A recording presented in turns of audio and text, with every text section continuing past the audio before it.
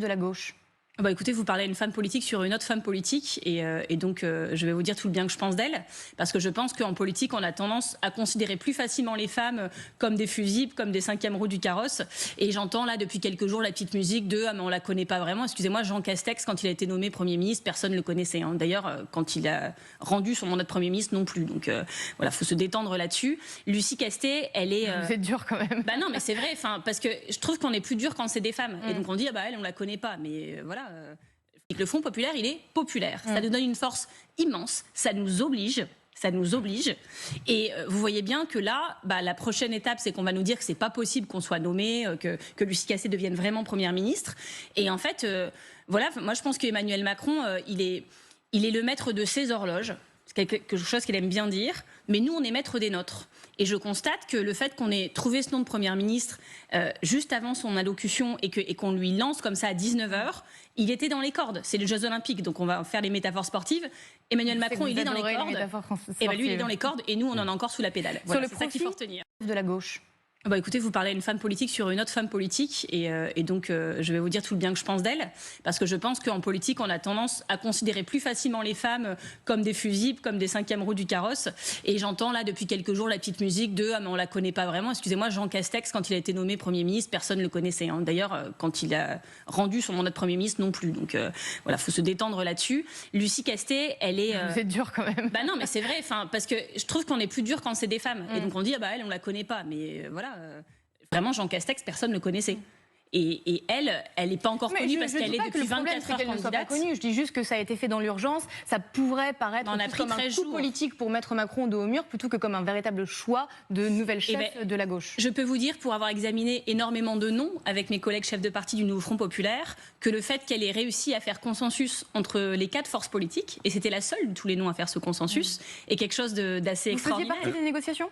Évidemment, les chefs de parti ont discuté ensemble pendant 13 jours. Donc quand vous disiez, est-ce que c'est pas un peu sorti du chapeau, au pied du mur, on a pris 13 jours, on a pris le temps. Si on avait voulu faire n'importe quoi en un claquement de doigts, on aurait fait en 24 heures. Là, on a pris le temps de chercher aussi un profil qui racontait quelque chose aux Français.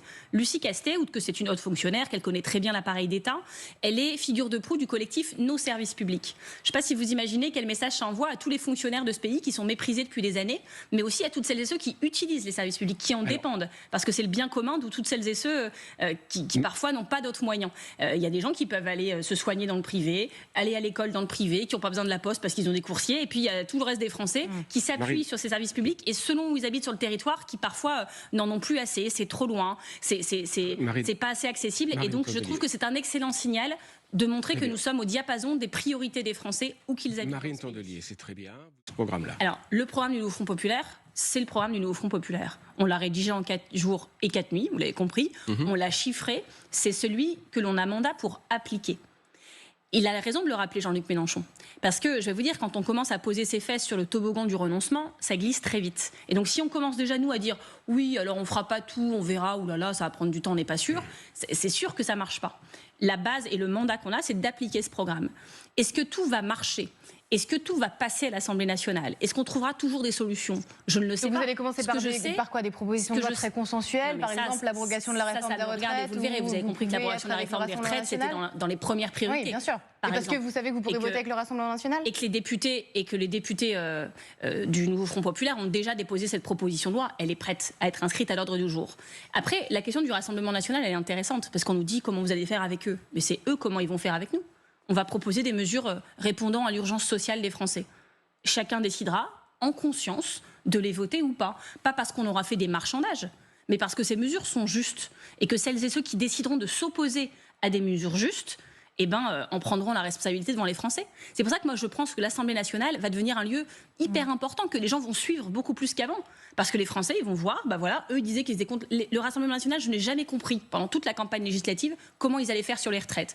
On va faire un audit financier, on va faire comme ci, un homme comme ça. Tous les jours... En tout cas, ils auront la première niche parlementaire. Les jours pairs, ils allaient abroger, les jours impairs, ils n'allaient pas abroger. Je n'ai rien compris. La première question, l'Assemblée, qui soit... c'est là que j'en appelle à la responsabilité d'Emmanuel Macron. Parce qu'en fait, il ne peut pas se comporter comme quelqu'un qui n'accepterait pas sa défaite, tordre un peu le bras des institutions et continuer comme ça à occuper l'espace. Parce qu'en fait, ce qu'il fait, c'est du sabotage. On sait que le moment du vote du budget sera très difficile politiquement. D'ailleurs, il explique lui-même que c'est pour ça qu'il a fait la dissolution, parce qu'il voyait arriver le budget à la rentrée qu'il ne savait pas comment faire. Il ne voulait pas que ça tombe en plein budget. Non, il disait, le budget, avec la majorité actuelle, on ne sait pas comment le faire passer. Et donc, j'anticipe. Non, il a dit qu'il y aurait une motion de censure à l'automne contre ce gouvernement et qu'il ne voulait pas que ça tombe pendant le vote du budget, parce que ce serait ça déstabiliserait oui, et donc du coup, il se rendait bien compte qu'il n'avait pas de majo. Là, il sait qu'on en a encore moins et que ça va être dur, mais nous sommes déterminés. Et donc, au lieu de nous laisser la main pour qu'on puisse s'organiser, préparer sérieusement ce budget, lui, il s'enferme comme Éric Ciotti dans son local des Républicains, il s'enferme dans l'Élysée puis il dit je bouge pas, je bouge pas, je bouge pas. Il est en train de faire des choses. Moi, j'ai fait un peu de droit constitutionnel cette nuit. Vraiment, cette séquence politique nous amène à faire des choix de vie particuliers. Et je lisais les choses. Et même les constitutionnalistes s'arrachent les cheveux en disant mais qu'est-ce qu'il est en train de faire? Jusqu'où il va aller? Bon, l'article 8 de la Constitution dit bien que c'est le président qui nomme le Premier ministre. Pour l'instant, il le fait quand il veut. Hein. Non, mais en termes temps de cohabitation, c'est pas exactement pareil. On sait qu'il y a des pratiques différentes. Mais vous voyez, là, on a des ministres qui sont députés. Déjà, c'était olé olé que la présidente de l'Assemblée nationale soit élue avec un différentiel de voix qui correspond à peu près pile poil au nombre de ministres qui sont redevenus députés. Là, on a maintenant un Premier ministre qui est président de groupe à l'Assemblée nationale, qui est à la conférence des présidents de l'Assemblée nationale. On n'a jamais vu ça. Alors que ça dure quelques jours parce qu'il faut se réadapter, retomber sur ses pieds et mettre en œuvre le nouveau gouvernement, c'est normal.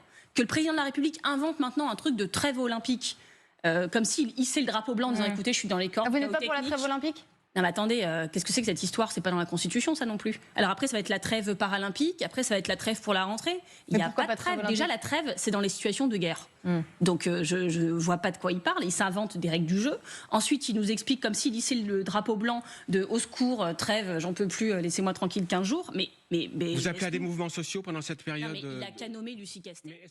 Moi je voulais quand même qu'on s'arrête 2 secondes sur ce que fait Emmanuel Macron, parce que je trouve qu'il bénéficie toujours d'une présomption de crédibilité. Enfin, tout le monde est très bienveillant envers lui, je pense même nous en réalité. S'il était d'extrême droite, je veux juste qu'on se projette, si un président ou une présidente d'extrême droite faisait ce qu'il est en train de faire, on hurlerait au coup d'État politique, au putsch institutionnel, on serait en train de dire qu'on n'est plus dans la liberté publique et que la démocratie est en danger. Ne faisons pas de politique fiction. Non, mais attendez, c'est pas fiction, c'est parce que c'est en train de vraiment de se passer. Non, mais ce qu'il est en train de faire, si quelqu'un d'extrême droite le faisait, on serait tous très très inquiets de nos institutions et très très inquiets pour la République. Les Jeux Olympiques d'hiver 2030 ont été attribués sous condition à la France. On sait déjà que des JO d'hiver ne seront pas très compatibles avec les idées des écologistes. Est-ce que si Castet est Première ministre, elle signerait pour avoir ces JO? Attendez, c'est surtout le niveau d'enneigement en 2030 qui ne va pas être très compatible avec les Jeux Olympiques d'hiver. Permettez-moi de le dire. Et donc si Lucie Castet est Première ministre, elle ne signera pas pour avoir ces JO?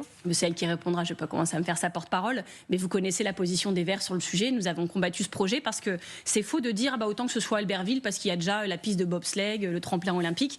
Quand on regarde les investissements qui sont prévus, c'est encore de l'argent public qui va partir à flot pour des Jeux Olympiques d'hiver où il n'y aura pas de neige. On va devoir en plus ramener des camions de neige de je ne sais où. Alors c'est mieux que de les faire dans le désert de Dubaï, c'est sûr.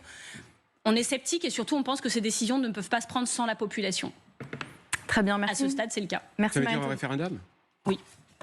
Un référendum pour les Jeux Olympiques d'hiver? Parfaitement, référendum territorial pour demander aux habitants s'ils veulent que leurs impôts locaux partent dans des pistes de bobsleigh ou dans l'éducation de leurs enfants. Si Emmanuel Macron vous nomme au pouvoir, ce sera une des premières décisions. C'est la position des Verts, mais on en discutera avec nos collègues du Nouveau Front Populaire.